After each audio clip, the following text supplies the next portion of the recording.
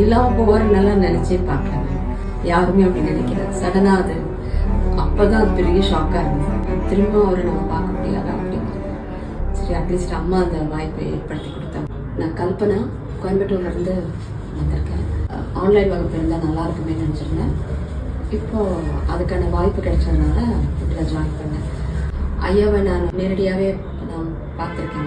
கேட்கும் போது அவர் சில விஷயங்கள்லாம் சொல்லும்போது எனக்கு ரொம்ப ஆச்சரியமாக இருக்கும். எப்படி இவ்வளோ சொன்னார், இவ்வளோ டீட்டெயில்ஸ் எப்படி சொன்னார் அப்படிங்கிறது. அதுலேருந்தே எனக்கு அந்த ஆர்வம் இருந்தது. இப்போ அந்த நேரடியாக வர முடியாததுனால ஆன்லைன் வகுப்பு கிடைக்கிறது அந்த வாய்ப்பை எடுத்துக்கிட்டேன். கிரக இணைவுகளை வச்சு சொல்கிற அதுக்கான பரிகார முறைகளும் எல்லாரும் எக்ஸ்பெக்ட் பண்ணி கேட்குறது அதை தான் கேட்குறாங்க. பரிகாரம் தான் அல்டிமேட்டாக அவங்களுக்கு அதுதான் தேவையாக இருக்குது. இதிலேருந்து எப்படி நிவர்த்தி அப்படிங்கிறது, அதுக்கான நிவர்த்தி இங்கே கிடைக்குது, தீர்வு இங்கே கிடைக்குது. அந்த கிரக இணைச்சு இது இப்படி சொல்லலாம். இன்றைக்கி இருக்குது நேரடி வகுப்பில்.